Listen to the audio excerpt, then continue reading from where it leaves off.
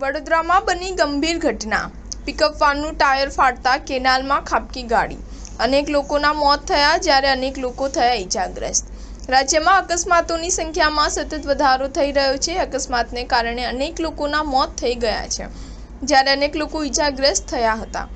ગુજરાતમાં છેલ્લા ઘણા સમયથી પાણીમાં ડૂબી જવાને કારણે પણ લોકો મોતને ભેટી રહ્યા છે। ત્યારે વડોદરાથી એક કિસ્સો સામે આવ્યો છે જેમાં 4 જેટલા લોકોના મોત થઈ ગયા છે। કોટંબી પાસે પિકઅપ વાહનનું ટાયર ફાટ્યું અને આખી વેન નાળામાં પડી ગઈ તેવી માહિતી સામે આવી છે।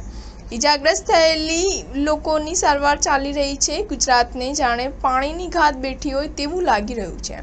થોડા દિવસોથી અનેક કિસ્સાઓ આવ્યા છે જેમાં પાણીમાં ડૂબી જવાને કારણે લોકોના મોત થયા છે। નર્મદા પાસે જે ઘટના બની તે આપણે જાણીએ છીએ। તે બાદ પણ અનેક આવી દુર્ઘટના આપણી સામે આવી છે। અકસ્માતોની સંખ્યામાં પણ વધારો થઈ રહ્યો છે। હાલોલ વડોદરા રોડ પર અકસ્માતની ઘટના બની છે જેમાં 4 બાળકો સહિત અનેક લોકોના મોત થઈ ગયા છે। મળતી માહિતી અનુસાર હાલોલ વડોદરા રોડ પર આ અકસ્માત સર્જાયો છે। પિકઅપ વાનમાં 10 જેટલા લોકો મુસાફરી પણ કરી રહ્યા હતા। સ્ટાર ન્યૂઝ 7 હંમેશા સચ્ચાઈની સાથે।